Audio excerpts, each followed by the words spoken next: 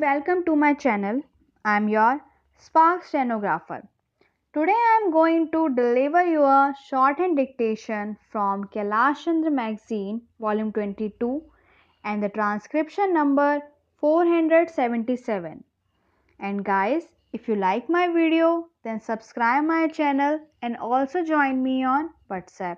And the link is in description box. And you have any query, you can ask me on comment box. And guys, ready for the dictation?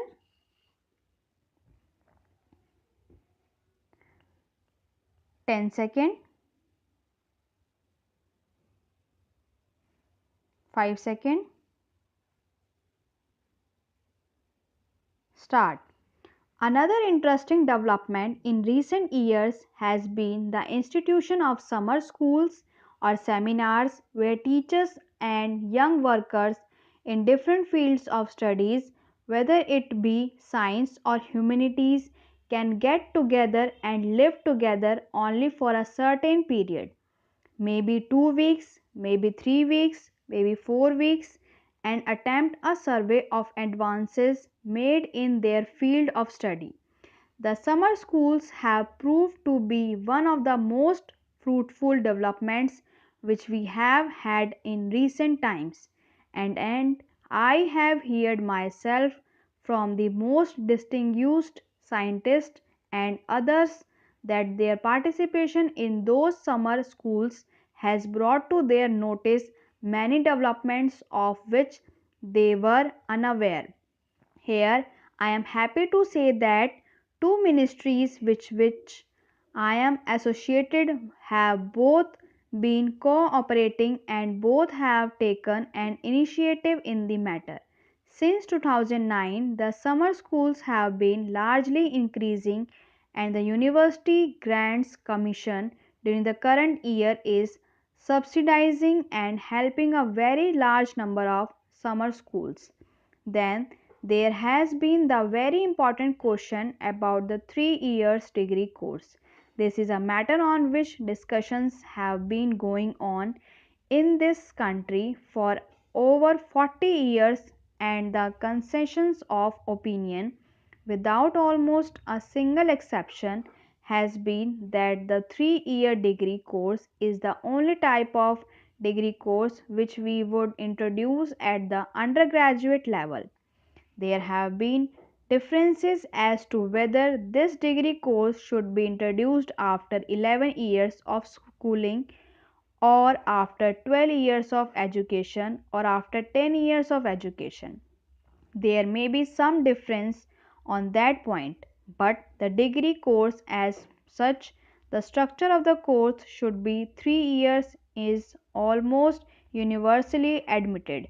I will not go into the arguments that were given by the University Education Commission, not only the University Education Commission, over which Dr. Radhakrishnan, our former president, presided, and of which you were, sir, a very distinguished manner, but the University Grants Commission, starting with the Kothari Commission in 1947 to 1948, said that all over the world there is the tendency that the university's first degree should not be less than 3 years.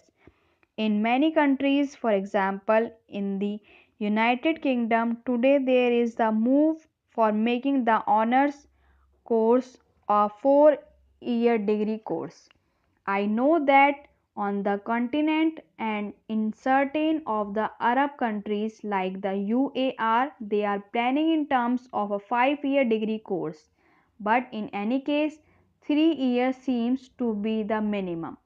Here, if I may say so, to my mind, at times we have not, in approaching the problem, considered properly one of the most relevant considerations, that is the question of age. We debate about a 10 year secondary education or a 12 year secondary education, but unless we are sure that only young men and women come to the universities and not children or people who are in their early adolescence. Nothing can be done about standards. It is not an accident that throughout the world the age of entry in the universities is normally 18, and in many countries they are trying to raise it to 19.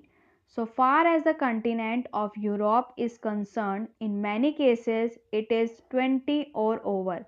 In Germany, it is very often 21, but I do not know of any country in the world, excepting India and the erstwhile part of undivided India, Pakistan, where the age of entry is 14, 15, or 16 years.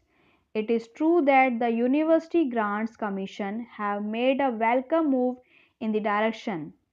In the field of technical education, about 2 or 3 years ago, we took a decision that 16 plus will be the minimum age of entering for institutions of university standing. In the universities also, the University Grants Commission have now decided that 16 plus should be the minimum age for entry into universities, and they have made this recommendation to all universities of India. Till that point is decided, all discussions about the 10 years, 11 years, or 12 years course in schools are, to my mind, unreal and artificial.